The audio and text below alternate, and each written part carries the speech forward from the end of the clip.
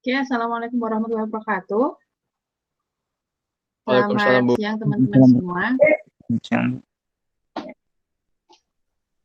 Oke, hari ini kita pertemuan ini dengan saya yang pertama ya. Kemarin sudah pertemuan sebelumnya. Kemarin teman-teman sudah membahas tentang data, fitur, atribut itu kan ya? Sudah kan ya? Ciri atau atribut atau fitur itu udah kan? Halo? Sudah, Bu. Sudah. Oke, berarti saya lanjut ya. Setelah kemarin teman-teman sudah belajar tentang data.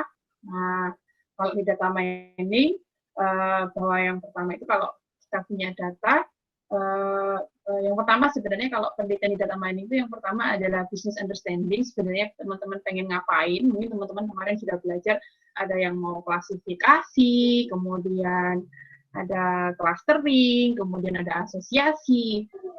Pokoknya di data mining itu ada banyak banget macamnya. Kemudian setelah kita tahu mau ngapain, misalnya saya mau klasifikasi nih. Nah, berikutnya adalah kita harus punya datanya, ya kan? Punya datanya. Punya data nggak sekedar punya, tapi juga harus paham. Data understanding. Itu adalah fase yang kedua. Kalau sudah tahu mau ngapain, kemudian kita juga sudah punya data, kemudian paham datanya, kemudian setelah data understanding apa? Data preparation. Nah, ini kalau kemarin di praktikum teman-teman sudah sedikit belajar tentang data understanding, saya tahu nih data saya kayak gini, kemudian dibaca sama Pandas tipenya ternyata salah misalnya, dan sebagainya. Nah, sekarang kita akan belajar yang berikutnya adalah data preparation. Jadi belum sampai klasifikasinya sendiri, tapi data preparasi. Mempersiapkan data, ini adalah data preprocessing. Nah, kita akan bahas data preprocessing. Nah, sedikit tentang preprocessing. Kemudian yang pokok bahasan saya yang pertama adalah data, cuma sekilas saja mengulang, kemudian tentang preprocessing sendiri. Kemudian data kemarin contoh ini mungkin sudah sangat teman-teman kenal. Ini adalah data iris di sini, data iris yang contohnya kembangnya. Nah, kita bahas tentang data dulu. Data atau data set. Namanya set itu himpunan. Data set berarti himpunan data. Dia adalah kumpulan dari data objek atau record atau sampel seperti itu, yang merepresentasikan sebuah entitas. Nah, kemudian data objek disebut juga sebagai record, point, sample, instance. Ini satu objek. Bayangkan satu kembang, satu bunga. Satu bunga, kemudian bisa juga sebagai satu record, kan satu catatan. Gitu. Kemudian satu point, itu boleh. Satu sampel, satu instance, gitu. Ini adalah satu. Ini. Ini. Satu kembang. Nah, kemudian atribut akan merepresentasikan karakteristik sebuah data objek. Nah, ini atributnya. Nah, kalau misalnya ciri-ciri seorang dari tinggi badan, berat badannya, usianya, jenis kelamin dan sebagainya. Kalau di data set iris ini kita punya atribut sepal length, sepal width, petal length, petal width, seperti itu. Itu adalah atributnya, fiturnya atau ciri-cirinya atau karakteristiknya. Inilah yang menentukan apakah sebuah kembang iris ini dikatakan setosa atau versicolor atau virginica. Seperti itu. Nah, dari ciri-ciri yang ini sama-sama kembang sih, tapi apa gitu? Sama-sama bunga iris, tapi iris yang mana? Gitu. Nah, kalau ini mungkin sama-sama manusia sih, tapi ini siapa? Apakah Azi, apakah Adika, apakah siapa gitu kan? Banyak gitu. Nah, dari tinggi badan, berat badan, usia, jenis kelamin dan sebagainya. Kemudian contoh dataset adalah kalau ini dataset iris ya sederhana. Kemudian bisa jadi ada dataset lain, misalnya dataset penjualan Di situ ada tanggal penjualan, nama pelanggannya siapa, nama barangnya apa saja, jumlah penjualannya berapa saja, beli roti 5 biji, beli beras 10 kilo, dan seterusnya. Itu kalau mama ya. Nah, gitu. Itu adalah dataset penjualan. Apakah itu nanti bisa di-mining? Bisa. Tapi jangan cuma satu, harus banyak. Seperti itu. Ini juga data mining. Nah, mungkin kemarin sudah belajar sedikit. Kalau kita ngomongin data mining, berarti kita akan mine, menambang. Jadi menambang itu dari sesuatu yang kelihatannya apa sih, tapi kita akan mencari manfaat di dalamnya. Jadi istilahnya dari gunung itu mungkin kalau kita keruk-keruk disaring dan sebagainya ternyata mengandung emas dan sebagainya. Nah, kita juga seperti itu. Dari data itu kita harapannya bisa memperoleh sesuatu. Kemudian data itu pada umumnya banyak noise. Nah, kalau kita misalnya mau menambang berlian misalnya, pada nyaring dikali, kalau teman-teman lihat-lihat pernah lihat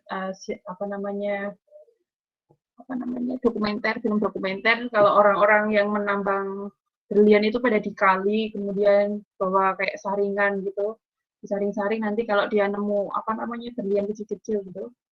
Nah, di sana banyak noise. Dikali itu nggak berlian semua, di sana banyak ada batu, ada hewan dan sebagainya. Nah, kemudian data itu ukurannya rata-rata besar. Kalau teman-teman nanti sudah melewati exit dari kemampuan komputer, biasanya udah mainan big data, di cloud computing dan sebagainya. Ukurannya besar. Kemudian dia dapat merupakan campuran dari berbagai sumber. Jadi sumbernya bisa banyak. Datanya bisa dari milik kita sendiri, bisa tambah dicampur dengan data dari medsos, kemudian bisa campur dari data mana. Gitu. Nah, kemudian memahami data itu akan sangat penting untuk reprocessing. Nah, makanya kita sangat penting untuk melakukan data understanding. Nah, kemudian atribut. Atribut adalah mencerminkan karakteristik objek data. Nah, nama lainnya atribut biasa disebut dengan dimensi fitur atau variabel, biasanya variabel yang bebas. Nah, kalau kelas adalah variabel terikat. Nah, kemudian bahwa si tipe atribut akan menentukan himpunan nilai yang diperbolehkan. Nah, ini salah satu pemahaman juga atribut ini. Sebenarnya atribut yang kita punya itu apakah nominal? Nominal itu adalah names of thing, nama dari sesuatu, dan dia itu nggak ada urutannya. Dia adalah kategorikal. Misalnya warna merah, kuning, hijau, biru, dan sebagainya. Kita tidak biasa untuk mengurutkan dia. Seperti itu. Secara default tidak ada urutan. Nah, meskipun kalau secara komputasi mungkin ada urutannya. Nah, dinilai sekian kodenya dan sebagainya. Tapi secara kasat mata manusia, nah kalau di sini merah, di situ hijau, di situ ungu, di situ biru, urutannya yang mana dulu? Ya, kita akan bingung seperti itu. Nah, kemudian warna rambut juga, warna rambut. Kalau putih dulu atau hitam dulu? Hitam dulu gitu. Kalau pirang di mana? Aduh, di mana ya? Mikirnya kalau orang masih muda rambutnya hitam, kalau sudah tua rambutnya memutih. Nah, kan nggak seperti itu juga. Nyatanya ada yang pirang itu nggak hitam, nggak putih. Gimana nih dapat putih? Bukan berarti dia tua, tapi gitu. Memang warnanya pirang. Itu. Makanya tidak ada urutannya. Status pernikahan sebagainya. Itu tidak untuk kita urutkan. Nah, kemudian yang kedua adalah tipe biner. Biner. Kalau kita ngomongin biner berarti jelas 0, 1. Absen atau present. Sehat, sakit, dan sebagainya. Pria, wanita. Dia. Enggak sih, pria wanita biasanya bukan bolehan sih. Gini, bukan pria wanita, maaf. Kalau pria wanita biasanya ke nominal. Names of thing. Kalau biner itu biasanya kita sebut misalnya gini, dia punya anak atau tidak? Punya anak berarti 1, nggak punya anak berarti 0. Seperti itu, biner. Kemudian misalnya sehat apa sakit, misalnya positif COVID enggak nih, 1 kalau positif, 0 kalau negatif, misalnya. Itu adalah sesuatu yang biner. Nah, true false. Nah, kemudian tipe yang berikutnya adalah ordinal. Kalau nominal itu tidak memperhatikan urutan, ordinal akan memperhatikan urutan. Contohnya size baju, S, M, L, XL, dan seterusnya. Nah, di sana ada urutan ukuran, pasti, jelas. S sama M pasti gedean M, seperti itu. Dengan baju dengan tipe yang sama, harga yang sama, dan seterusnya. Normalnya kan SML itu adalah ada urutannya. Kemudian tingkat kepuasan pelanggan. Tingkat kepuasan pelanggan, misalnya tidak puas, agak puas, cukup puas, sangat puas, dan seterusnya. Itu juga ada urutannya. Nah, tingkat kepuasan pelanggan. Kemudian misalnya nilai A, B, C, D, E, itu jelas ada urutannya. Kalau A itu 4, B itu misalnya 3, C itu 2, D itu 1, E itu 0. Dan seterusnya. Itu ada urutannya. Itu adalah ordinal. Kemudian tipe berikutnya adalah numerik. Numerik, dia bentuknya kuantitatif. Dia bisa integer atau real. Kalau integer berarti utuh, kalau real pakai koma-koma, gitu aja. Gampangnya float. Nah, ini adalah atribut. Sampai data dan atribut, ada pertanyaan atau ada yang ingin disampaikan?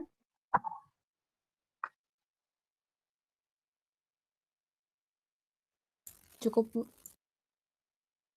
Jelas ya. And then, saya lanjut. Preprocessing. Sudah berganti? Udah. Nah, bahwa si data itu perlu diolah sebelum di mining. Maka kita perlu, tadi saya bilang, data preparation. Yang pertama kita tahu business understanding-nya, sebenarnya kita mau ngapain. Kemudian yang berikutnya bahwa kita harus paham datanya, bahwa data understanding, data kita itu terdiri apa, tipenya apa, dan sebagainya. Nah, kemudian ini, data pre-processing. Perlu diolah sebelum di mining banget. Data preparation atau pre-processing. Nah, kenapa? Bahwa data yang tidak berkualitas nanti hasil miningnya juga jelek. Nah, makanya kita harus tetap sangat-sangat perhatikan pre-processing. Nah, data pre-processing ini biasanya adalah pekerjaan mayoritas. Malah mayoritasnya di sini.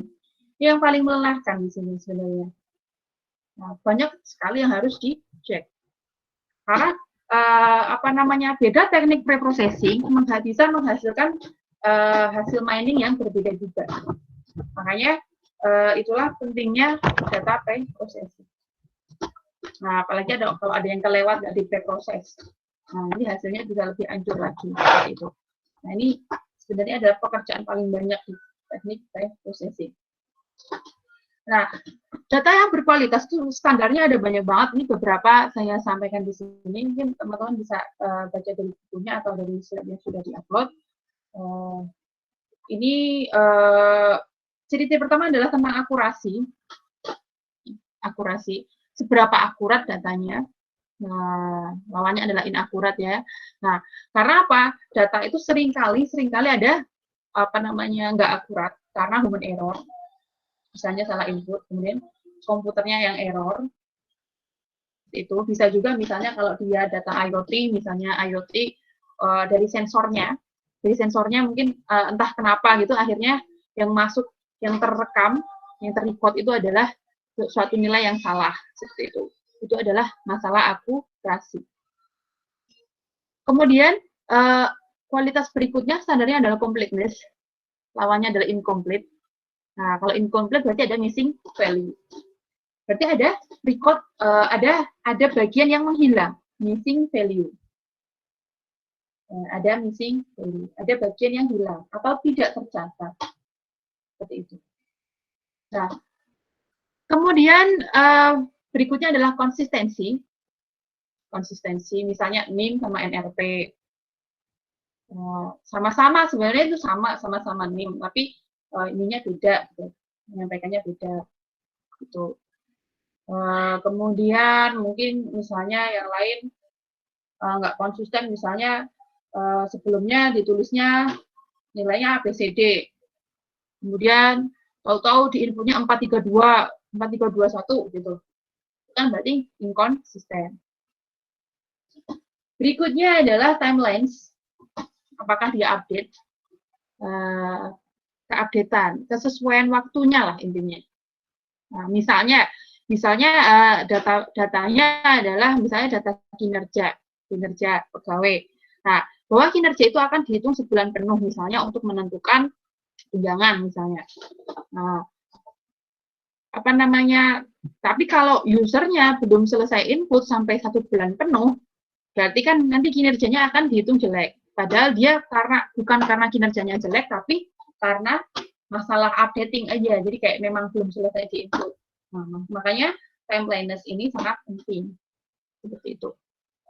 Kalau nggak update berarti kurang berkualitas gitu istilahnya.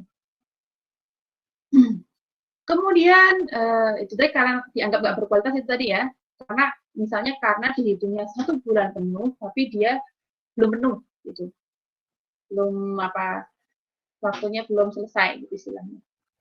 Kemudian yang berikutnya adalah believability. Nah, seberapa dapat dipercaya data tersebut? Sumbernya apakah dipercaya? Ataukah bikin sendiri ngarang-ngarang itu nggak akan dipercaya seperti itu. Nah, ini adalah believability.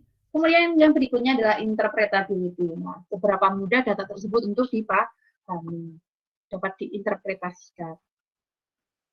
Nah, kenapa perlu di pre-processing? Data ini sebelum di mining, proses miningnya, kita perlu banget pre-proses. Nah, bahwa kenyataannya data di dunia ini adalah dirty, kotor, tadi kita sudah bahas, banyak banget, bisa berasal dari mana dan sebagainya.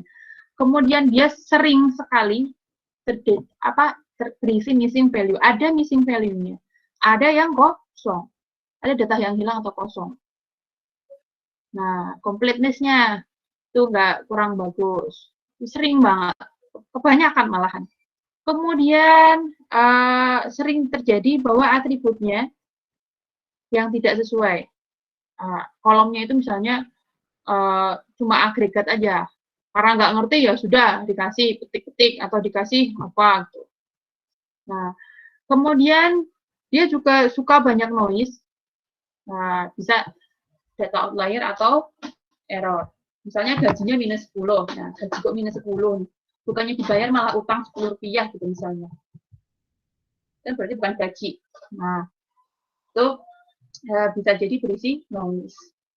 Nah, kemudian berikutnya adalah sering terjadi tidak konsisten. Nah, nilai yang berbeda dalam suatu kode atau nama. Nah, ini adalah kasusnya, misalnya di data A, tahun 2013 itu mencatat rating itu sebagai 1, 2, 3. Rating 1, rating 2, rating 3. Kemudian, tahun 2015 dia berubah. Jangan ngomongin 1, 2, 3 gitu, misalnya diganti ABC. Nah, misalnya kalau 1, 2, 3 rating 1 itu yang bagus apa yang jelek, 2 itu bagus apa jelek, 3 1 sama 3 bagusannya mana, satunya apa tiganya dan sebagainya. Udah kita ganti aja mulai tahun 2015 kita ganti rating menjadi ABC ya, yang level A berarti yang paling oke misalnya. Nah, tapi nanti kan di database-nya akan isinya berubah gitu istilahnya. Ada tidak konsisten. Nah, kemudian preprocessing sendiri terdiri dari beberapa fase. Nah, yang pertama ada data cleaning, kemudian integrasi, kemudian reduksi, kemudian transformasi. Nah, kalau kita ngomongin cleaning berarti bersih-bersih. Bersih. Ya, kita bersih-bersih dulu. Nah, jadi bersihin apa? Yang pertama adalah imputasi, missing value. Kalau ada missing value, kita lakukan imputasi. Nah, jadi dari data yang hilang, misalnya, bisa dilakukan imputasi atau diisi. Kemudian, smoothing untuk data yang noisy tadi. Noise. Kemudian bisa identifikasi outlier. Kalau ada outlier diidentifikasi, kemudian dihapus outliernya. Kemudian kalau ada inkonsistensi kita tangani.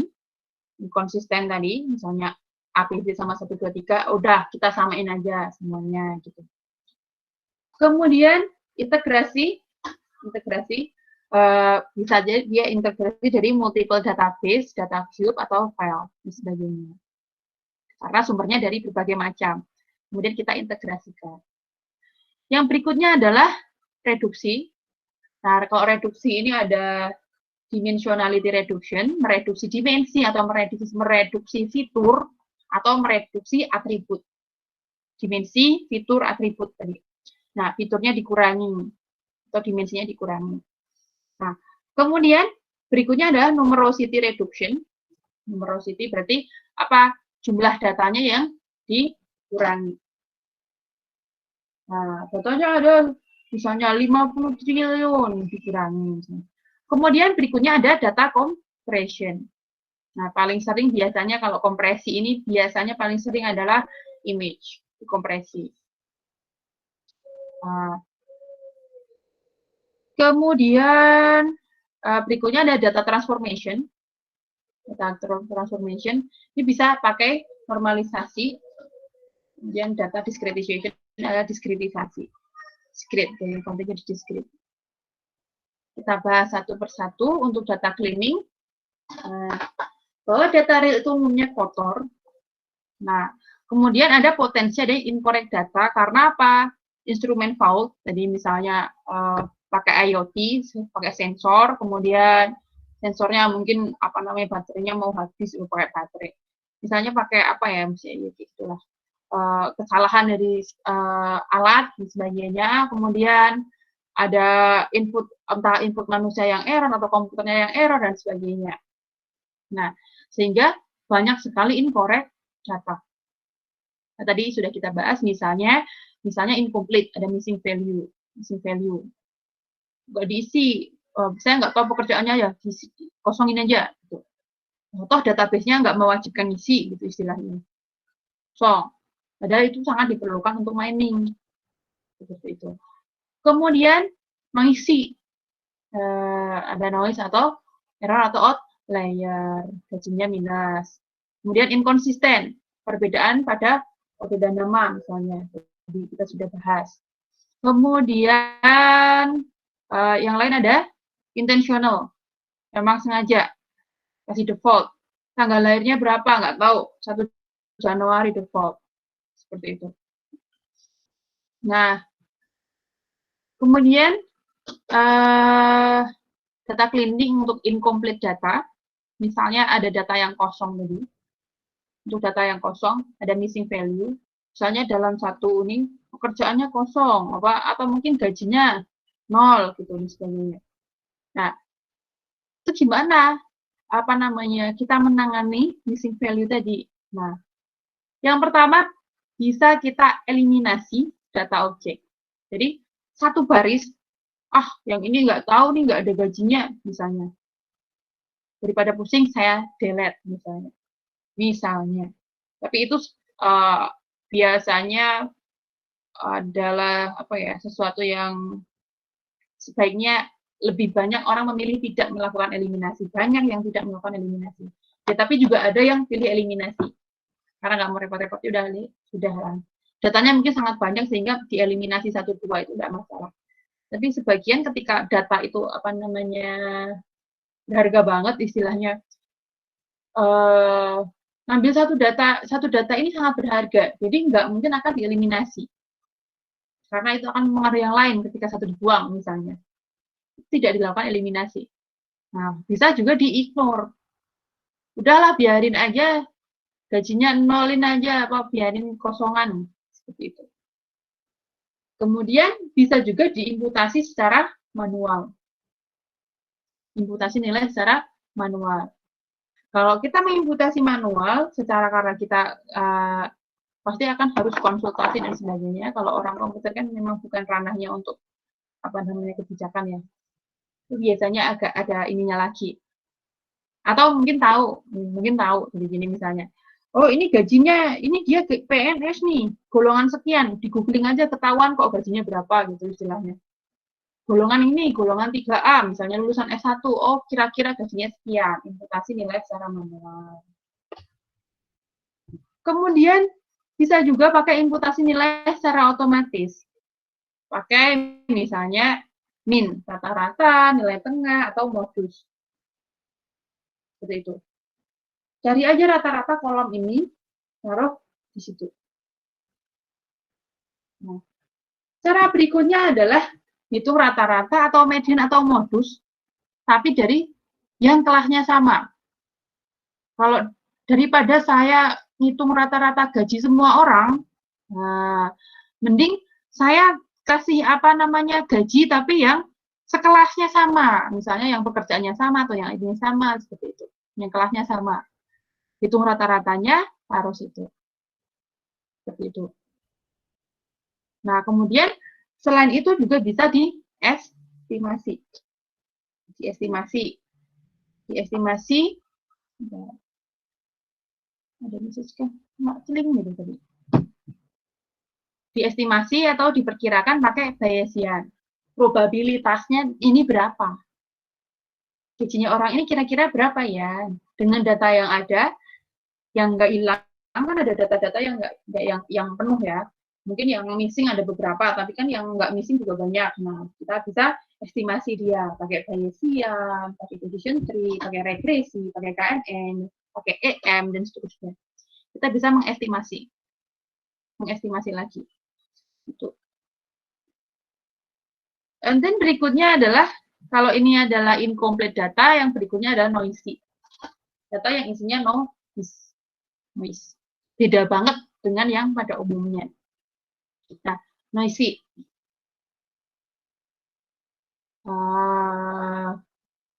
Misalnya, ini pakai teknik binning. Misalnya ada harga dalam dolar, harga sesuatu dalam dolar, ada 48, 15, 21, 21, 24, 25, 28, 34. Nah, kemudian dengan teknik binning, dia harus diurutkan, ini sudah urut, kemudian dibagi menjadi beberapa bin. Misalnya di sini contohnya adalah dibagi menjadi 3. Nah, berdasarkan frekuensi, jadi frekuensinya samain aja, 3 semua, gitu. Nah, kemudian dia apa? Di smoothing. Di smoothing pakai apa? Bisa teknik rata-rata, pakai median, pakai boundary, dan sebagainya. Misalnya ini tadi, 4, 8, 15, 21, 21, 24, 25, 28, 34. Oke. Dibagi menjadi 3. 48, 15, 21, 21, 24, 25, 28, 34. Nah, di sini kita baru sampai bagi-bagi. Bagi menjadi bin yang sama, 3. Nah, kemudian kita smoothing. Kalau ini adalah di smoothing dengan rata-rata. 4, 8, 15. Rata-ratanya berapa? 4 tambah 8 tambah 15 dibagi 3. Oke, 9. Saya jadiin 9 semua. Kemudian yang kedua ada 21, 21, 24. Rata-ratanya berapa? 22. Adalah smoothing. Kemudian yang ketiga 25, 28, 34, rata-ratanya berapa? Oh, 29. Oke, 29 semua. Ini adalah smoothing dengan min atau rata-rata. Kemudian teknik lainnya adalah smoothing by boundary. Dengan boundary berarti pinggir. Seperti itu, dengan pinggirnya. Misalnya ini ada 4, 8, 15 menjadi 4, 4, 15. Kemudian dia 21, 21, 24 ini sama. Kemudian 25, 28, 34 menjadi 25, 25, 34. Ini smoothing dengan boundary.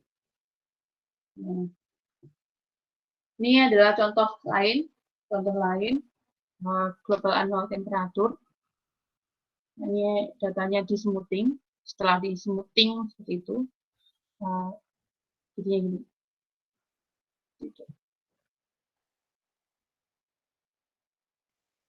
Kemudian berikutnya adalah noisy data yang ada di sini masih noisy ya. Jadi masih noisy. Teknik lainnya adalah pakai regresi. Nah, misalnya data kita kalau kita plotting ke X dan Y, kita plotting jadi seperti ini. Nah, kalau pakai regresi berarti kita cari fungsinya. fungsi regresinya. Nah, fungsi regresi ini adalah generalisasi dari semua titik-titik ini. Nah, mungkin kalau teman-teman pernah mainan di zaman SMA, mungkin bikin trend line gitu. Nah, bikin garis kayak gini, bikin garis regresi, fungsi regresi ini mulai dibahas di machine learning nanti. Nah, kemudian titik-titik yang nggak sesuai titiknya nanti akan digeser, supaya misalnya digeser, serut ke atas ini. Pasin garisnya, ini naik, gitu. Ini turun, ini turun, ini turun, dan seterusnya. Nah, kemudian teknik lainnya ada clustering. Nah, kalau clustering, dia pengennya adalah menghapus outlier. Nah, yang noise ini, outlier ini, bikin noise saja nih, misalnya. Ini jauh banget dari data yang pada umumnya dihapus, misalnya. Deteksi nih, hapus. Tapi hati-hati, hati-hati. Kembali lagi ke tujuan awal datanya tadi.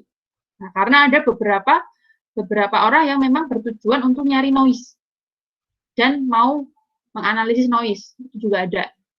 Seperti itu. Kemudian berikutnya pakai noise ditangani pakai gabungan antara manusia dan komputer. Nah, kemudian misalnya udah nemu nih pakai komputer, udah kehitung dan sebagainya. Nah, terus ini mau diapain nih? Dia akan inspeksi secara manual. Seperti itu. Dicek sama si manusianya. Kenapa sih jadi noise? Dan sebagainya. Apakah benar nilainya seperti itu? Dan sebagainya. And then berikutnya adalah data integration. Integrasi data. Nah, ini. Integrasi data. Biasanya kalau kita menggabungkan data atau mengintegrasi sering terjadi redundansi. Nah, database ini campur ini langsung gabungin aja, create jadi redundant. Nah, jangan-jangan ada yang atributnya sebenarnya sama tapi namanya berbeda. Nah, saya tadi misalnya nggak konsisten tadi, misalnya gara-gara nggak konsisten. Misalnya database A dan database B. Sebenarnya mau digabung gitu. Apa namanya yang dilalah misalnya satunya misalnya satunya namanya alamat, satunya alamat siswa, isinya sama. Berarti di situ ada alamat siswa sama alamat, isinya sama. Nah, bisa jadi double gitu.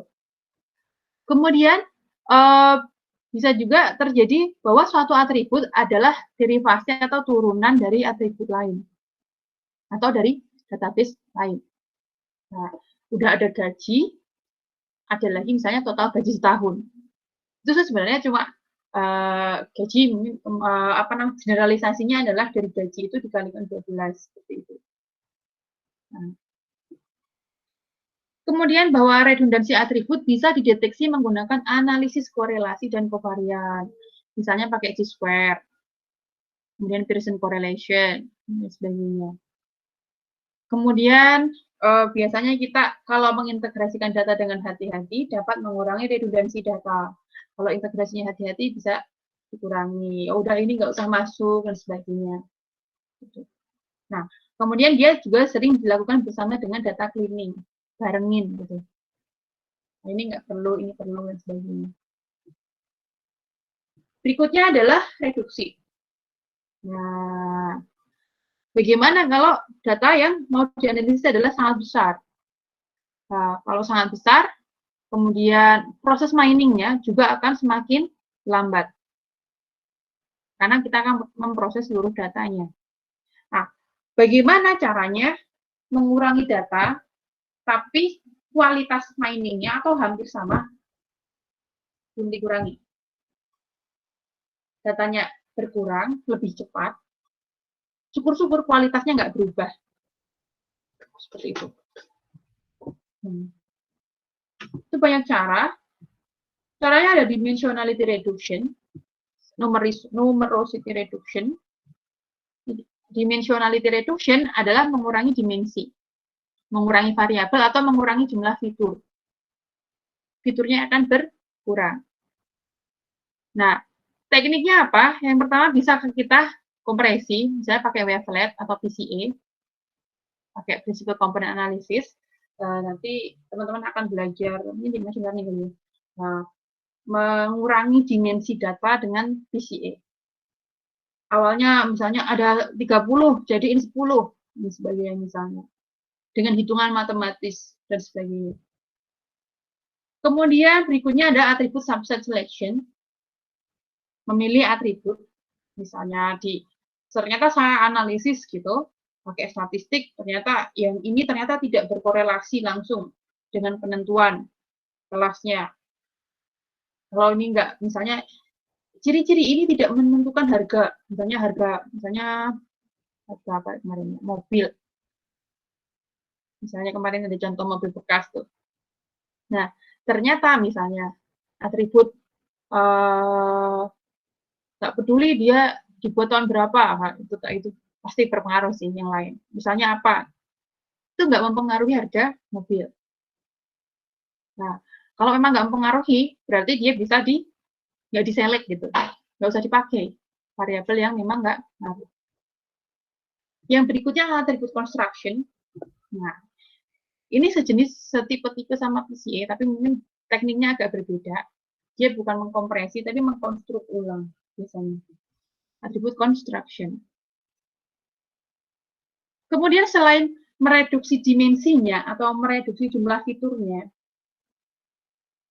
kita juga bisa lakukan numerosity reduction, mengurangi jumlah data atau volume data. Kalau dimensionality reduction itu berarti mengurangi kolomnya. Kalau numerosity reduction mengurangi barisnya. Seperti itu. Nah, kalau volume datanya berubah berarti diganti dengan representasi yang lebih kecil. Nah, bisa pakai regresi. Kalau parametric model, kalau non-parametric bisa pakai histogram, bisa pakai sampling, bisa diisi dengan data agregat saja, dan sebagainya. Tapi ini agak jarang dilakukan juga. Agak sensitif sebenarnya kalau numerosity reduction. Kemudian berikutnya adalah data transformation. Data transformation. Dia adalah proses yang mentransformasi nilai asli ke nilai baru. Metodenya ada banyak. Bisa pakai feature construction, membuat atribut baru dari atribut yang sudah ada. Kemudian bisa aggregation. Kemudian yang paling sering dipakai adalah normalization. Nilai asli ke nilai baru nih. Nah, ada banyak sekali nih sebenarnya, ini cuma 3 di sini. Ada min-max, z-score, decimal scaling. Kemudian yang pakai fungsi-fungsi macam-macam, softmax, sigmoid, dan sebagainya, itu ada banyak sekali teknik normalisasi. Nah, misalnya normalisasi. Nah, kenapa harus dinormalisasi? Nah, normalisasi ini akan menskalakan data dengan transformasi agar data ada pada range tertentu. Nah, misalnya kita punya 3 fitur, 3 dimensi. Ada usia, jumlah anak, penghasilan. Misalnya usia itu range-nya 0 sampai 100. Jumlah anak 0 sampai 10. Penghasilan itu 0 sampai jutaan misalnya. Nah, kemudian kalau ini kita plot, misalnya kita bikin misalnya ini aja usia sama penghasilan. 0 sampai 100 sampai 0 sama jutaan. Nah, teman-teman bisa bayangkan ketika kita bikin plotting 2 dimensi, bikin X sama Y gitu misalnya. Misalnya X-nya usia, Y-nya misalnya penghasilan. 0 juta, oke. Kemudian ketika misalnya mulai 30,5 juta, itu angkanya akan tinggi sekali. Gambarnya susah kan istilahnya. Nah, kenapa? Itu nanti akan jadi masalah. Masalahnya di mana? Bahwa skala kalau tidak seragam, dia bisa membuat bahwa dikiranya suatu variabel tersebut akan dominan. Nah, kalau bayangkan ketika dia masuk ke algoritma, tekniknya sama dan sebagainya, tapi angkanya jauh banget berbeda. Jangan sampai sistem kita atau si algoritma itu lebih cenderung misalnya ke penghasilan karena dia angkanya sampai juta-jutaan gitu. Nah, padahal kita mau adalah setiap variabel punya pengaruh yang sama, bahwa dia punya intinya mempengaruhi hasil mining itu sama. Misalnya kita anggap itu sama ya, sama gitu. Nah, kita bisa samakan range, samain aja deh semuanya, skalanya 0 sampai 1 misalnya. Berarti kalau usianya misalnya 0 sampai 100 jadi 0 sampai 1 misalnya. 100 berarti 1 misalnya. Jumlah anak 0 sampai 10 dijadiin kita normalisasi menjadi 0 sampai 1 juga misalnya. Kalau anaknya 10 berarti 1, anaknya 3 berarti 0,3 dan sebagainya. Itu untuk hitungan matematis saja. Supaya itu tadi hasil miningnya setiap variabel X, Y, Z-nya ini berpengaruh sama terhadap hasil mining. Itu. Nah. Ini beberapa tekniknya, ada min-max, z-score, decimal, sekali. Ini ada pertama ada min-max. Nah, ini adalah normalisasi dengan melakukan transformasi linier. Nah, kemudian yang diambil apa? Maksimum dan minimum pada atribut yang sama. Misalnya tadi usia kan maksimum 100, minimum 0, berarti 0 sampai 100. Nilai minnya 0, maksimalnya 100. Kemudian maunya berapa? Maunya jadi 0 sampai 1 deh. Ya.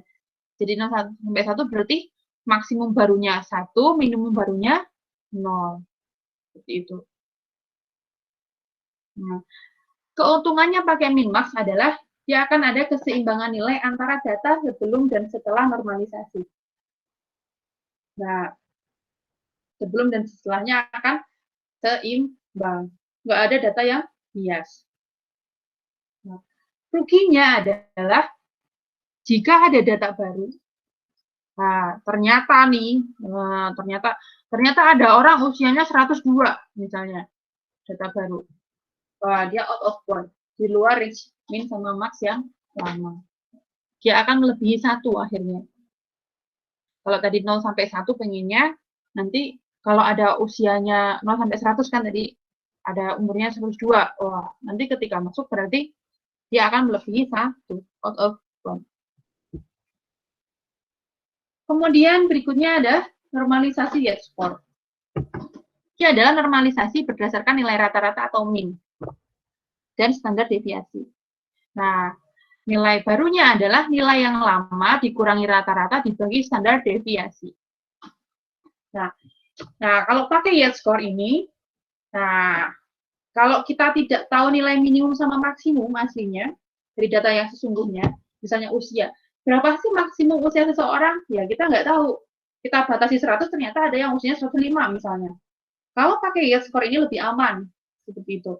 Karena dia pakainya dibagi dengan standar deviasi. Kalau yang min max tadi kan pakai nilai max dikurangi nilai min. Itu. Nah, kalau ini pakai standar deviasi. Dia lebih kesebaran. Jadi lebih aman. Kemudian berikutnya adalah decimal scaling. Nah, kalau decimal scaling ini adalah metode normalisasi yang paling mudah sekali. Nah, dia akan menggerakkan nilai desimal ke arah yang diinginkan. Bahwa nilai barunya adalah nilai lama dibagi 10 pangkat I. 10 pangkat I. Apa sih, Bu? Kayak gitu gampang. Nah, gampangnya adalah kalau awalnya range-nya min 999 sampai 999, nah, kemudian kita mau ubah dia antara min 1 sampai 1, ya sudah sih bagi 1000. Berarti dari min 0,9 menjadi sampai 0,9. Kalau awalnya misalnya range data awalnya adalah 0 sampai 100. Ya sudah sih bagi 100 gitu. 100 bagi 100 kan 1. Nah, kalau 50 bagi 100 kan 0,5 kayak gitu. Bukan. Ya. Pokoknya dibagi dengan apa? 10 pangkat I. gitu. Kalau misalnya range datanya antara 0 sampai 1000, ya sudah dibagi 1000. Gitu. Yang penting itu tadi kita tadi pengen istilahnya berapa maksimumnya. Ini ada referensi yang saya gunakan. Oke, sampai sini ada pertanyaan?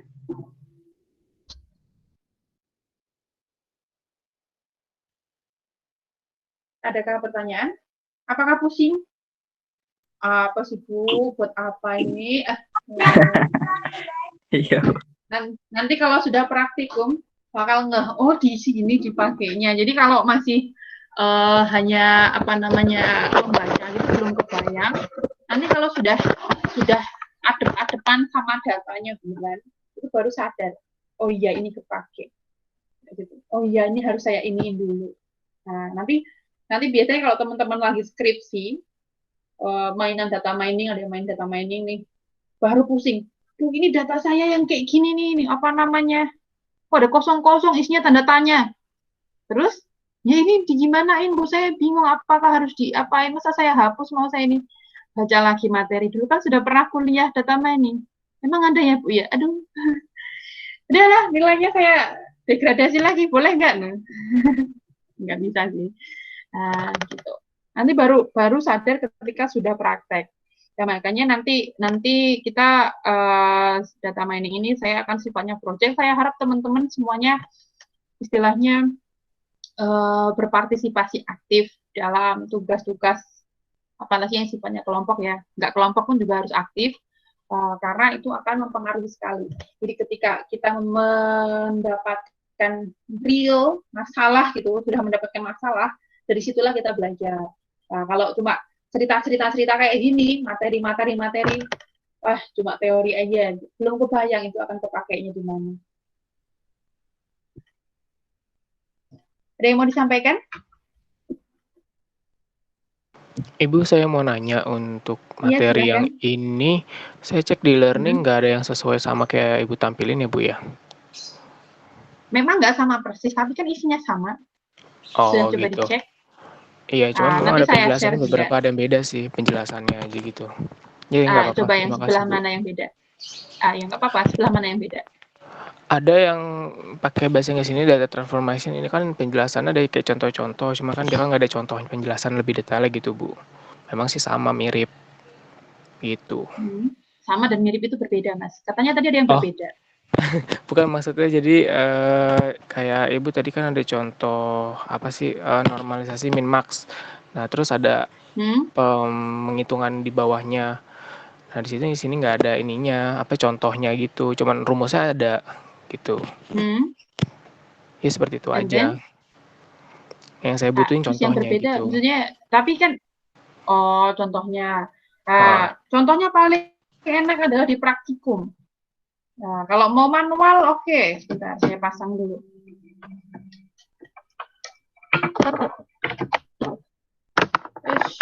Nah, ini sebenarnya harapannya adalah teman-teman adalah student center learning. Harapannya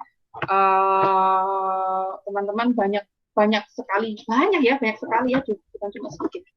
Banyak sekali baca sendiri.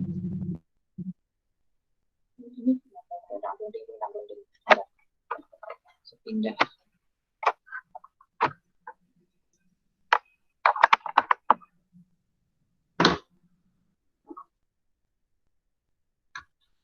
Ting. Oh.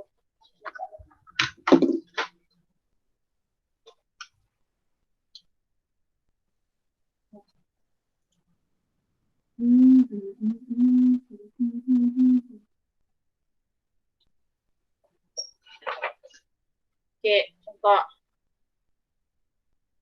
contoh min-max. Cari tabel dulu berarti. Kalau nggak ada tabelnya nggak bisa. Oke. Nah, ya. Ini ngapain? Mau geser bunga iris. Bunga iris aja. Nah, ini bunga iris. Bunga iris ini ada. Teman-teman perhatikan misalnya ini di datanya misalnya isinya cuma 4 biji. 4 bijinya aja ya misalnya ya. Tolong abaikan titik-titik ini karena saya akan ngasih contoh hanya yang terlihat di sini. Ya. Clear? Halo? Clear? Iya, Bu. Jadi condition awalnya adalah data kita cuma 4 baris ya. Nah, coba setiap variabel ini cari min sama max-nya dulu. Coba sepaleng, minnya berapa? Minnya berapa yang paling kecil? 4,9. 4,9, Bu. Sorry, 9. Max-nya? 6,4. 6,4. Yang sepal width minimumnya berapa? 3, Bu. 3,0. Max? 3,5. 3,5. Petaleng? 1,4. 1,4. Paling gede? 5, Bu. Nah, petal width? 0,2. Paling gede 1,8. Oke. Udah dapat min sama max. Bentar. Terus selanjutnya tadi rumusnya adalah lama dikurangi min, max min. Max baru, min baru, tambah min baru. Lama, min, max, min, max baru, min baru, min baru. Nanti kalau saya salah ingetin. Rumusnya adalah min max lama dikurangi minimum dibagi maksimum dikurangi minimum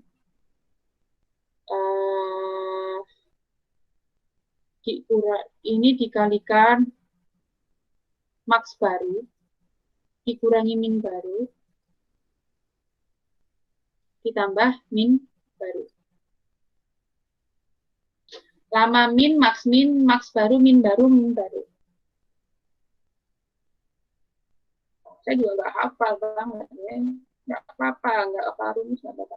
Lama min, max baru, min baru, plus min baru. Oke. Oke, sip. And then berikutnya adalah kita hitung ya. Misalnya yang pertama ini 5,1. Ini akan kita transformasi.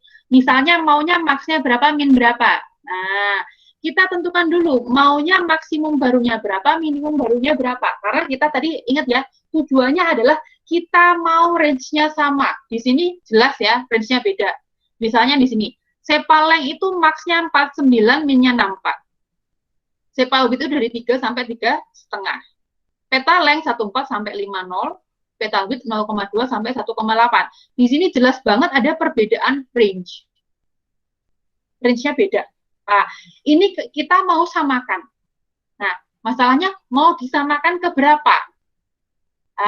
Nanti kalau itu penelitian beneran, teman-teman bisa cari paper-paper atau jurnal-jurnal yang ada. Kalau untuk contoh ini saya akan gunakan 0 sampai 1 aja ya, supaya gampang. Saya mau min barunya adalah 0, max barunya adalah 1. Misalnya. Dan hitungnya agak gampang sedikit. Nah, berarti kalau kita masukkan ke dalam min max ini adalah gimana ya ini supaya ada tempat coret-coretan. Berarti rumus barunya adalah lama dikurangi min dibagi max-nya berapa dikurangi min. Yang baru, max baru adalah 1 dikurangi 0, ya kan? Tambah min baru, tambah 0. Dikalikan 1 min 0 tambah 0 berapa? 1 min 0? 1 ya. 1. Ini berapapun dikalikan 1, nggak berubah ya. Terus ditambahkan 0, ya kan? Iya, Bu. Misalnya, Bu, tidak berubah. Ini nilainya nggak berubah ya. Nah, berarti nanti kita tinggal hitung ini aja. Ininya berarti bisa diabaikan, ya. Jelas ya? Misalnya ini 5, ini 0,5 misalnya. 0,5 dikalikan 1. 0,5 tetap ditambah 0, tetap 0,5 gitu kan. Berarti ini nggak ngaruh. Nah, berarti kita hanya fokus ke sini. Nah, kemudian kita kasih contoh ini, sepaleng nih 5,1. Lamanya adalah 5,1 dikurangi minnya sepaleng berapa? 4,9. Dibagi max dikurangi min. Maxnya berapa? 6,4. Dikurangi 4,9. Berapa ini? Ayo. 51 plus 9, 0,2. 0,2 dibagi berapa? 6,4 dikurangi 4,9. 1,5. 1,5. Oke. 0,2 dibagi 1,5, minta tolong kalkulator HP juga boleh. 0,2 dibagi 1,5. 0,133 ya. Nah, sama dengan 0,133 terusnya. Atau 2/15. Nah, oke. Ini adalah kalau 5,1. Dari mana? Oh, 5,1. Setelah ditransformasi menjadi 0,133. Nah, teman-teman perhatikan, karena 5,1 itu ada di antara 49 sama 64. Bagaimana kalau 49 yang kita transformasi? Nah, kalau 4,9 yang kita transformasi jadinya 4,9 dikurangi 4,9 dibagi 5,1 dikurangi 4,9. Nah, udah coret-coretan. Berapa ini? 0 ya? 0, Bu. 0 dibagi berapa aja jadinya? 0. Nah, di sini menjadi 0. Ini maksimumnya yakin nilainya adalah 1. Ya. Kemudian di sini tadi berapa? 0,13. Ya kan? 5,9 nanti bisa antara 0 sampai 1 juga. Nah, coba 6,4. Lamanya 6,4 dikurangi minimumnya 4,9 dibagi max 6,4 dikurangi minimumnya 4,9. Ini sama persis kan? Nilainya adalah 1. Sampai sini jelas? Jelas, Bu. Jelas, Bu. Terima kasih, Bu. Sekarang kita ganti ke yang baru. Yang baru, kalau Anda mengolah yang sepal width, tinggal ganti min max-nya juga yang sepal width. Begitu. Ya? Ya, clear ya? Berarti Ya, kalau Bu. 3,5 Bu. nanti nilainya adalah 1, di sini 0, ini 1, di sini 0. Oh, Dilalah iya. ini semuanya kan sama. Ini kan dilalah max semua kan? Ini dilalah min semua. Ya enggak? Iya, Bu. Iya, Bu, Nah, betul. karena kita nggak mempedulikan yang titik-titik ini yang lain. Ya. Kemudian yang ini 1,4 sampai 5,0, ya kan? Ini nanti hasilnya pasti 0, ini pasti 1, ini tinggal dihitung.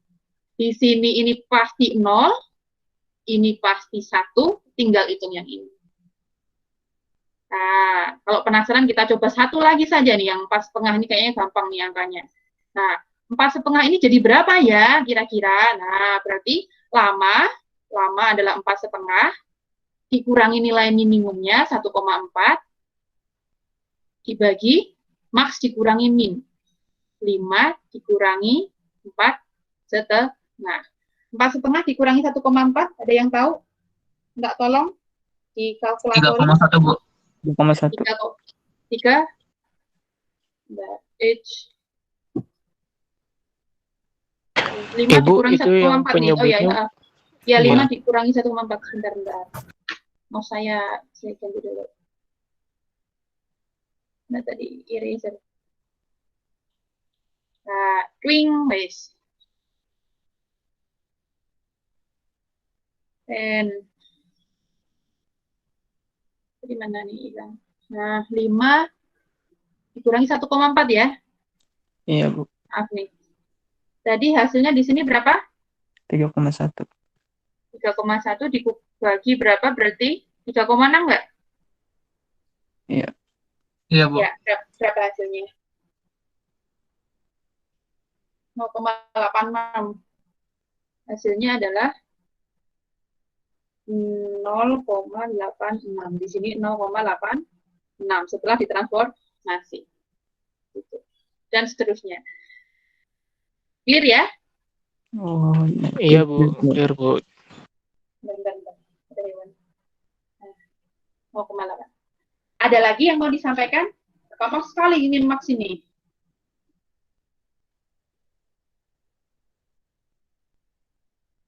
Nah, kalau desimal scaling tinggal apa namanya geser desimalnya. Kalau desimal sekali. Nah, misalnya kita maunya adalah nilainya ini misalnya semuanya saya maunya antara 0 sampai 1 misalnya. Ya sudah tinggal digeser saja komanya ke depan.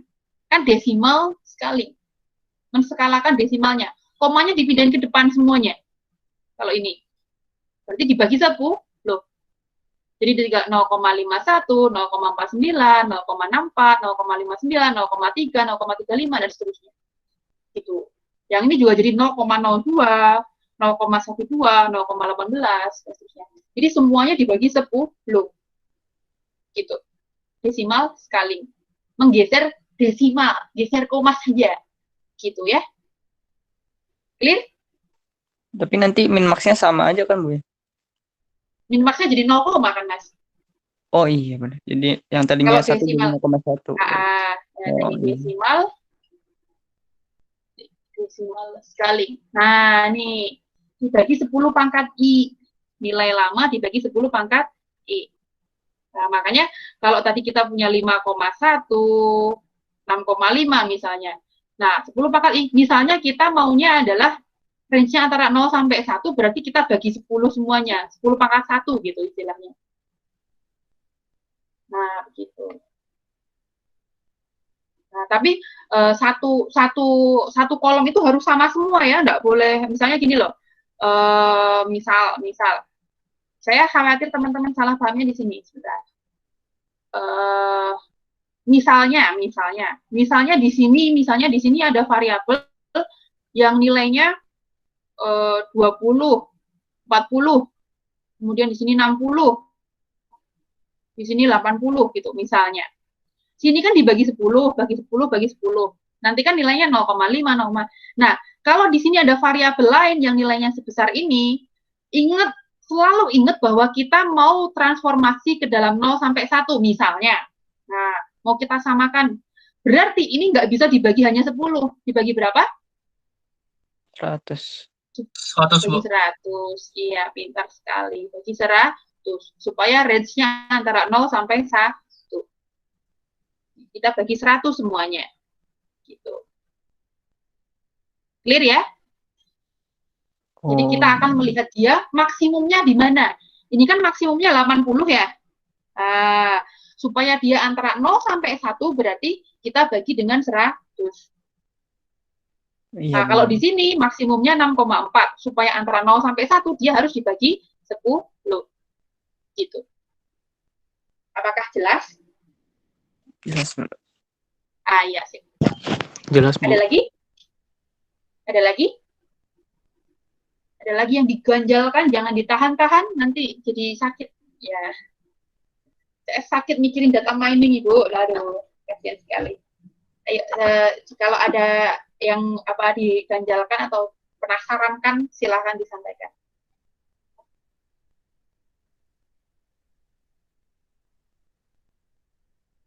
Ada? Ini saja? Ibu, mau nanya. Ya silakan. Itu yang Siapa tadi Hinggit, Bu. Oh ya, Mbak Siti Hinggit, silakan. Mau nanya, Bu, yang bagian tadi tuh kalau nggak salah yang bagian binding boundaries, Bu. Itu saya masih kurang. Itu yang nilai pinggirnya itu maksudnya bagian apa ada kirinya, tekniknya? Mbak? Oh, Enggak, langsung boundary gitu itu pinggirnya. Aja. Ini kan awalnya kan ini ya. Ini maaf, ini kesoret. Ini awalnya. Kalau boundary, dia ngambil boundary kiri. 4, dobelin aja. 21, 21, 25, 25, gitu. Nih. Depannya kan 4. Tengahnya jadi 4 juga. 21, 21. Gitu. Berdiri. Ya, Mbak? Halo, Mbak Hinggit. Itu kalau misalnya buat yang tiga Ibu, kalau misalnya lebih juga bakal caranya sama kayak gitu juga Bu? Apa gimana Bu? Nah, tinggal mau boundary-nya mana? Boundary kecil apa besar? Kiri atau kanan? Kan kalau dia diurutkan kan boundary-nya kalau di kiri itu kecil, yang kanan itu yang besar. Nah, kalau ada contoh sebentar. Kalau yang di ini saya discard nggak apa-apa ya, hilang ya. Kalau yang di upload di e-learning ada nggak? Lebih gede nggak? Ada nggak? Nah, saya cariin contoh lain.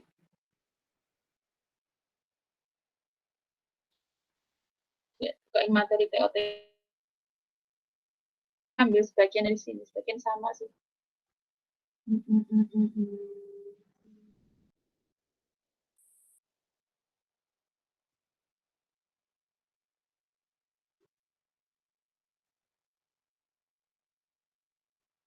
Nah, ini 4.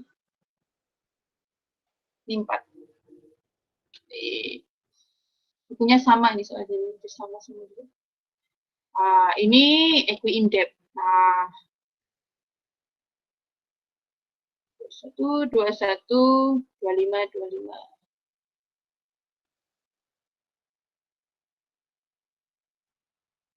Ini agak beda nih.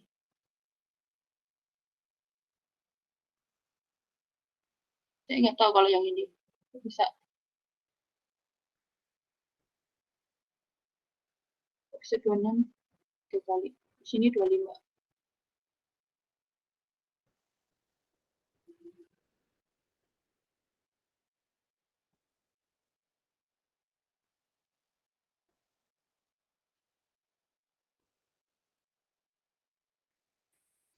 Empat.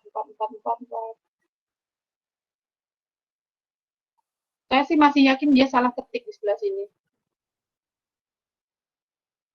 Karena dia biasanya pakai boundary itu biasanya boundary-nya mau boundary kiri atau kanan gitu istilahnya. Gimana ya? Mau pakai yang boundary yang kiri misalnya yang paling kecil berarti dia kecilin gitu, kiri gitu. Nah, paling sering kiri sih. Jadi gini, kalau yang kanan nanti dia akan jelek. Apa sih? Bisa juga sih. Sebentar. Tarik lagi ke sini aja. Jadi karena dia boundary-nya adalah boundary sebelah kiri 4. Jadi supaya nggak mulai dari awal.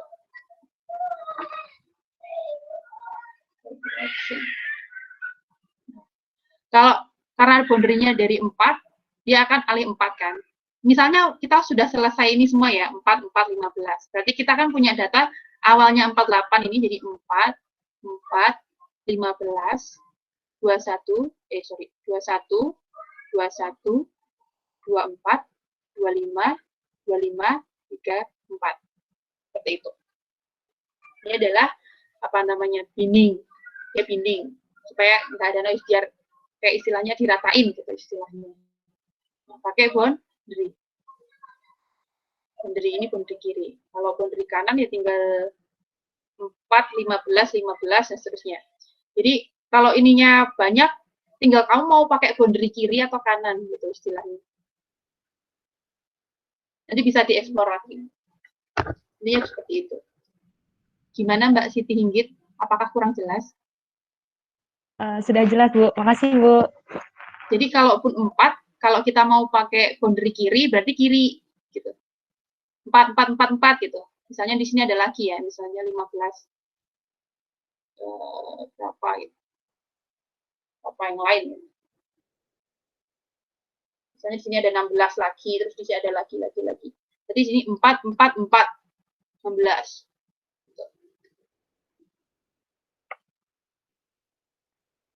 Ada lagi? Beda?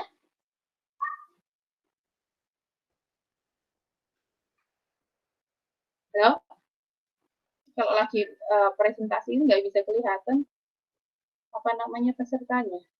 Ya, jadi join 2. Yang lain? April, nggak ada nanya April? Ya, saya cukup, Bu. Beda. Ini apa? Keluar masuk itu report ya. Kalau nggak ada lagi beneran nih. Kalau nggak ada saya akhiri nih. Nanti kalau ke mimpi-mimpi nggak, saya kasihan, aduh, nanti gimana nih, sebenarnya pengen nanya tapi malu gitu. Bisa nanya di grup ya teman-teman ya, biar jangan-jangan sebenarnya gini, kenapa bertanya itu penting sekali, kayak tadi Mas siapa tadi yang nanyain tentang Mas, nggak kelihatan, nggak disebutkan nama dan nggak kelihatan yang ngomong siapa. Apa namanya, sebenarnya yang lain itu sebenarnya pengen bertanya juga, cuma nggak berani gitu misalnya. Nah, jadi kalau ada yang mewakili bertanya itu seperti melegakan sekali. Jadi pahala Anda banyak sekali, gitu, melegakan hati banyak orang. Nah, jadi kalau ada ganjalan silahkan disampaikan supaya jangan-jangan temanmu sebenarnya pengen nanya cuma ditahan-tahan gitu. Tidak ada? Bu, sebenarnya saya ada ingin bertanya, Bu, tapi materi praktikum kemarin sih, Bu. Bisa nggak, Bu, ya ditanyakan? Tanyain di praktikum besok aja. Kalau itu harus praktikum ya, saya harus buka yang lain lagi gitu. Lotnya lama sekali Mas soalnya saya. Baik, Bu. Nanti minggu depan saya tanyakan. Terima kasih, Bu. Jadi supaya pertanyaan praktikum itu kan langsung praktek juga kan. Ya, kalau konsep apa praktek? Bukan praktik. Kemarin kan ada yang kita dapat data dari UC, terus cuman ngubah dari UC ke CFV doang. Saya ngubah pakai program CFP, tapi di CFV itu tetap masih berantakan, Bu. Jadi nggak rapi. Yang saya lihat sih kemarin kan Ibu kan dari UC datanya itu di-download terus diubah ke CFV. Enggak download. Iya, itu pokoknya langsung di-load. Iya, langsung di-load, terus tapi kan ada yang kita save itu loh, Bu, yang langsung bisa ada perintah yang buat nge-save, kita langsung ke directory kita, langsung bentuknya CSV. Nah, setelah dibuka CSV itu sudah terkolom-kolomnya agak rapi, Bu. Cuman kalau di saya bentuk kayak gitu masih tetap ada komanya, jadi semuanya nyambung satu kolom gitu, Bu.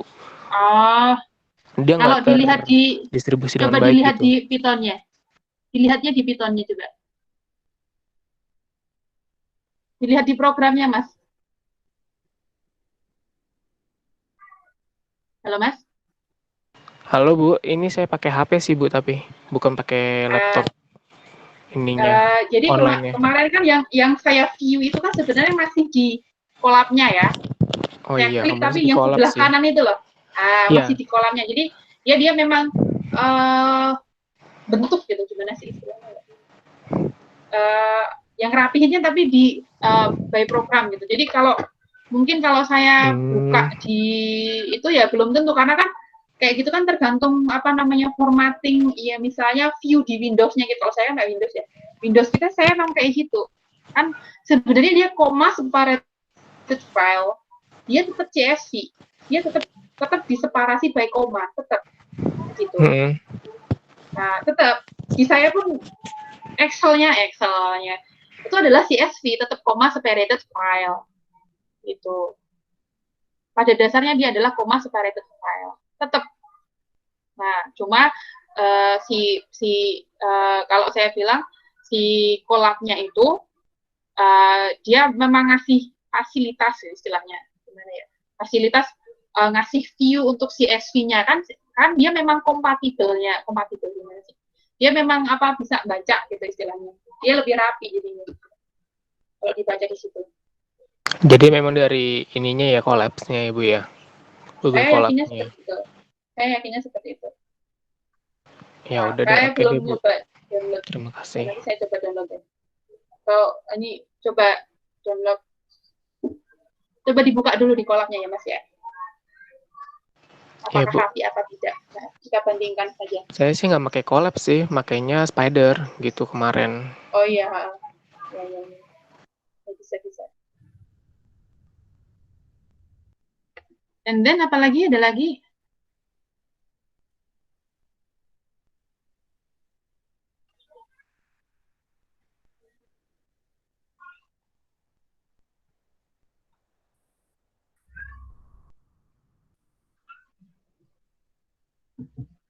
Ada lagi? Sudah?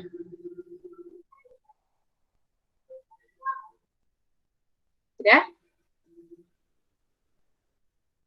Bu, saya ingin nanya yang Ya, di silakan. e-learning ada tugas, itu tugasnya apa ya, Bu? Saya nanti akan ngasih kuis ya, Mas. Oh, ya siap. Nah, bentar lagi.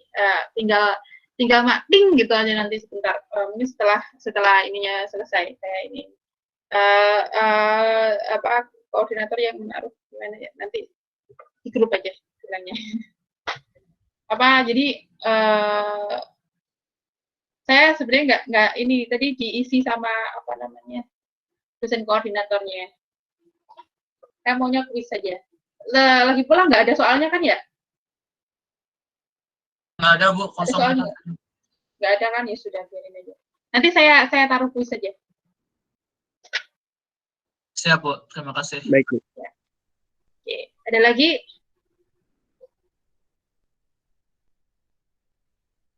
Cukup. Pokoknya saya alirannya sekarang main kuis, jadi mohon bersabar ya, ngerjain kuis terus ya. Bu, maaf tapi akhir-akhir ini e-learning lagi suka nge-lag gitu, Bu. Jadi kalau di waktu kadang takut kehabisan. Kemarin sempet yang pas praktikum, sebenarnya udah semua, cuman masih ada beberapa waktu tersisa mau ngecek. Loadingnya lama, bener-bener lama banget, tinggal 4 menit, akhirnya ke-submit sendiri, tapi ya nggak apa-apa sih, Bu. Cuman maksudnya kalau di waktu tuh jadi agak deg-degan aja, Bu. Maksudnya e-learning soalnya ngedown mulu, Bu. Saya bingung. Kadang udah pakai Firefox, kadang bisa cepat. Terus abis itu ntar nggak lagi gitu, Bu. Saya juga kurang ngerti sih. Jadi sebenarnya saya ngasih waktu itu buat ngetes ini aja sebenarnya, iseng gitu loh, Mbak. Iseng aja ngasih waktu, bisa nggak kalau seperti ini. Kalau memang nggak bisa, saya nggak kasih waktu lagi sebenarnya. Jadi istilahnya kalau lagi lambat, saya sarankan nggak usah diterusin. Di back gitu, Bu? Tutup aja dulu. Oh, nggak apa-apa tuh, Bu. Nggak lanjut ya waktunya? Ya, waktunya akan nge-freeze. Gitu. Waktunya akan nge-freeze. Secara default, dia waktunya akan nge-freeze, karena dia kan sebenarnya nggak nge-load gitu. Tapi kalau kamu sudah terlanjur buka halamannya, dia counternya akan jalan terus. Gitu. Oh, jadi langsung close aja gitu ya, kalau misalnya nge-lag tuh? Kapan-kapan coba saja, Mbak. Nanti bisa dicoba, misalnya saya kasih waktu, misalnya itemnya bisa 2 atau 3 kali gitu, highest grade gitu misalnya. Kalau saya lagi mainan kayak gitu, nanti kamu bisa coba 30 menit tapi boleh ikut 3 kali, kemudian yang dihitung adalah nilai yang paling besar misalnya. Udah sih, nyoba aja. Kalau saya tutup nih grade, kemudian saya buka lagi, nilai waktu saya berkurang apa tidak gitu. Saya yakinnya tidak. Tadi masih 5 menit, sekarang masih 5 menit lagi pas kamu buka. Oh iya, Bu. Paham maksud Ibu. Ya, Bu. Terima kasih ya, Bu. Ya. Jadi kemarin juga ada kasusnya pas UTS, malah kan pas UTS. Ada yang nih, Bu, saya nggak bisa ini, Bu, di-submit, berhenti semua gitu. Saya bilang itu pasti koneksimu, tak gituin kan. Silahkan di-reload. Bu, nanti kalau saya reload, gitu, dia takutnya ulang dari awal atau ke submit atau seperti apa gitu kan. Ya kalau nggak dipencet submit nggak akan tersubmit, saya bilang gitu. Memang ada, tapi dia waktunya berhentinya pakai jam gitu, misalnya selesainya jam 4 gitu, dia masih setengah 4, saya suruh reload, yakinlah bahwa waktunya masih ini, mesti nggak ada masalah, nggak akan tersubmit, dan itu benar nggak ada masalah gitu. Dan kalau yang modelnya time waktu, biasanya kalau kita sudah ketutup atau ada masalah koneksi, harusnya dia berhenti, nge-freeze biasanya. Harusnya. Tapi nggak tahu kalau sistemnya ini ya. Karena loadingnya lama ya, halamannya terbuka, mungkin aja counternya jalan terus. Tuh. Nah, kalau ini kuis teori kok, tenang aja. Mau 10 menit juga pasti selesai. Baik, Bu. Terima kasih, Bu. Ya, nanti saya coba yang lain lagi. Saya lagi suka mainan. Lagi eksplorasi di e-learning-nya. Bisa buat, apa namanya, nyoba-nyoba macam-macam. Ada lagi? Oh iya Bu, saya masih kurang paham konsepnya itu yang tadi kan ngebersihin data itu bisa pakai regression. Sedangkan regression itu bukannya mencari hubungan antara dua variabel, Bu. Itu gimana ceritanya, Bu? Kayaknya tadi apa kalau ada noise, datanya ada noise, Oh bisa iya, pakai binning, clustering, terus ada regresi juga kayaknya ya, Bu ya? Iya, benar. Nah, itu gimana Bu? Regresi bukannya yang nyari hubungan antara dua variabel tuh yang pakai fungsi. Nah, itu gimana? Iya. Maksudnya cara kalau misalnya tadi kan binning kayak dikelompok-kelompokin. Nah, kalau regresi itu gimana berarti, Bu? Nah, ini tadi yang saya jelaskan.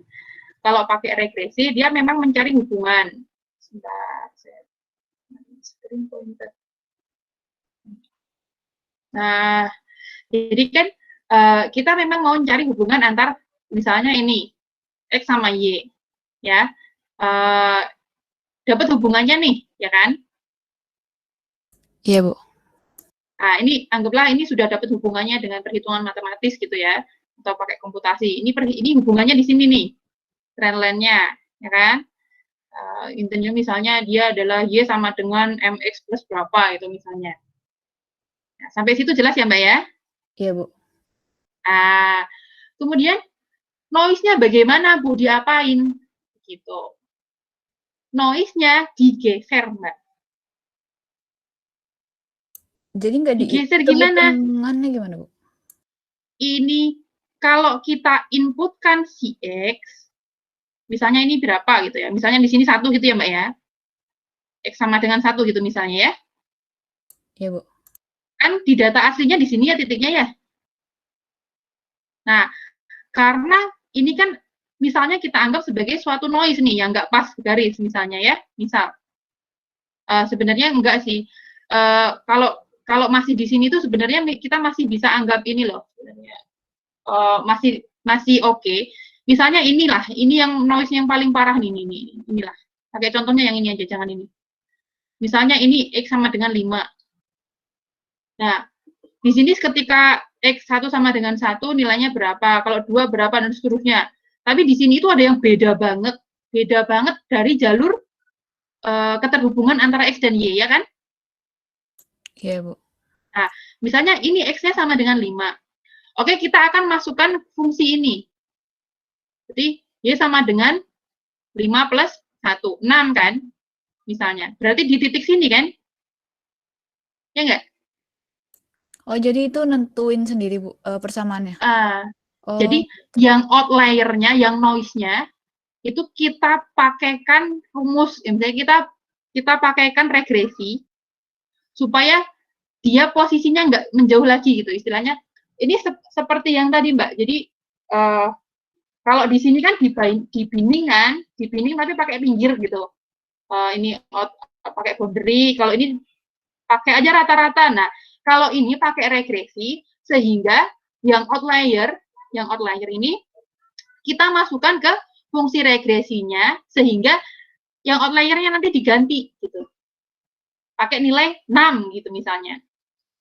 Misalnya di sini awalnya 10, misalnya 12 gitu. Sekarang menjadi 6. Jadi 5,6 gitu. Ya, Mbak? Oh iya, Bu, paham, Bu. Siap, Bu. Nah, gitu. Jadi supaya dia bergeser, supaya tidak menjadi noise lagi. Nah, kita membersihkan noise. Tuh, di fitting, smooth by fitting ke fungsi regresi. Di fit. Jadi awalnya jauh, kita tempelkan ke fungsi regresi. Berarti ini sama aja kayak modif datanya gitu, Bu? Apa enggak? Beda? Atau nggak Iya apa-apa kan kalau dalam... ini. Tapi kalau maksudnya jadinya kayak nggak 100% dari awal kita dapat segitu gitu nggak apa-apa, Bu, berarti kalau di statistik. Di rekayasa lah istilahnya gitu. Ya, makanya kan teknik yang kita gunakan, apapun itu adalah tergantung sama datanya. Yang paling penting ada data understanding tadi yang saya selalu ulang-ulangi. Pahami dulu datanya. Bayangkan misalnya gini, Mbak. Misalnya ini adalah sesuatu yang tidak mungkin, gitu. Sesuatu yang nggak mungkin. Misalnya, kalau ininya 5, di sininya itu nggak mungkin sampai 12, gitu. Sesuatu yang apa namanya, range-nya nggak mungkin ke situ-situ, gitu. Berarti ini outlier, gitu, istilahnya. Misalnya ini, nggak make sense ketika ininya sekian, gitu, misalnya. Misalnya, yang ini make sense, masih oke lah, gitu. Nah, tapi ini tuh nggak mungkin. Misalnya kayak tadi, iris. Misalnya ada human error ya. Sepal width-nya untuk setosa misalnya. Ini kan jelas, kalau 3,5, di sini 5,1. Ini akan deket-deket gitu loh misalnya. Nah, kemudian di sini misalnya ada, di sininya 3,2, di sininya 10. Logis nggak? Enggak, Bu, kejauhan.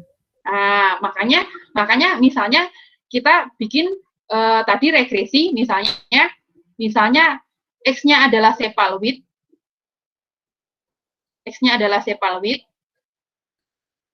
PIDTH, Y-nya adalah sepal length. Jadi kalau kita pengen ada keterhubungan, kalau dia 3,5, dia dekatnya 5,1 misalnya gitu. Terus tapi di sini giliran 3 kedua dia sampai 10 sini. Nah, ini nggak make sense. Nggak mungkin ketika sepal width-nya 32 di sini 10. Jangan-jangan dia salah ngetik atau gimana, atau ada error gitu istilahnya. Yang ambil data misalnya. Nah, makanya kita misalnya tadi pakai fungsi regresi, akhirnya kita tarik gitu. Itu misalnya di sini kelasnya setosa ya, ini setosa. Oh, ini setosa nggak mungkin, di sini 32, sini 10. Gitu. Misalnya kalau versi color masih mungkin misalnya. Di sini setosa nih, gitu. Yang salah yang mana nih? Tuh. Misalnya.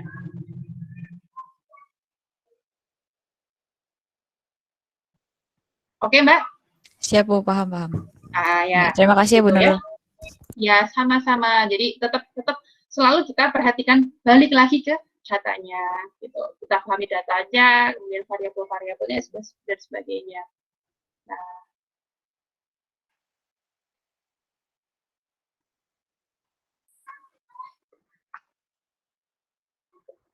ada lagi?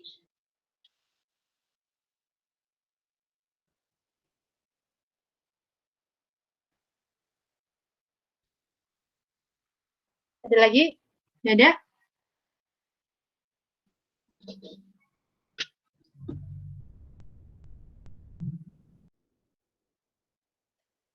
Nggak ada? Yakin nih? Nah, jadi kalau nggak saya yakinkan itu nggak ada yang nanya, tapi kemudian nanya. Ini saya yakinkan lagi nih. Saya yakinkan untuk terakhir kalinya. Apakah masih ada yang ingin bertanya? Kalau nggak ada, saya akhiri.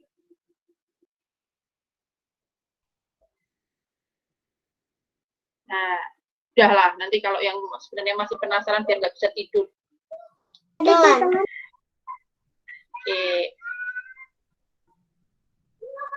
Ini kenapa nih?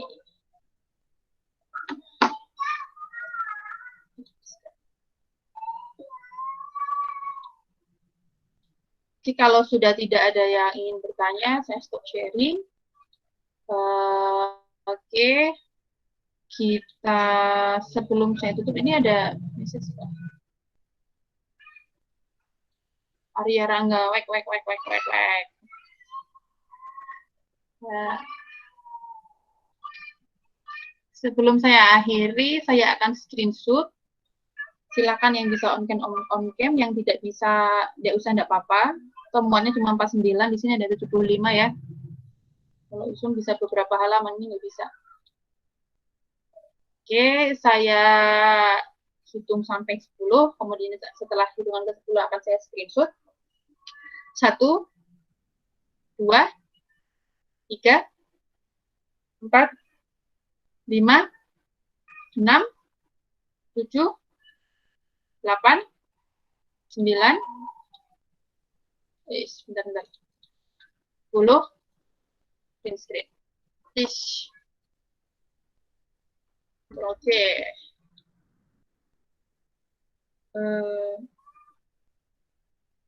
Saya sudah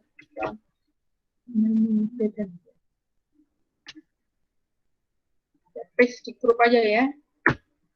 Oke. Oke. Terima kasih teman-teman atas kehadirannya. Semoga semuanya tetap sehat, tetap semangat ya. Baik, Bu. Mungkin sekian kuliah hari ini saya akhiri. Nanti bahan akan saya upload. Kemudian kuis ditunggu sebentar lagi. Sebentar lagi saya pasang dulu. Saya sudah taruh di question bank. Jadi tinggal saya impor aja, masuk gitu. Segera selesai. Mungkin 10 menit setelah ditutup bisa langsung diakses. Oke, terima kasih teman-teman. Sekian untuk hari ini. Terima kasih. Semoga semuanya tetap sehat, tetap semangat. Jangan lupa jaga kesehatan adalah yang paling penting. Yang nomor satu adalah kebahagiaan ya, bahagia itu adalah nomor satu. Kalau bahagia, insya Allah pikiran, badan juga ikut sehat. Jangan terlalu stres menghadapi segala macam hal. Sekian, Assalamualaikum warahmatullahi wabarakatuh. Selamat siang. Waalaikumsalam warahmatullahi wabarakatuh. Waalaikumsalam warahmatullahi wabarakatuh. Terima kasih.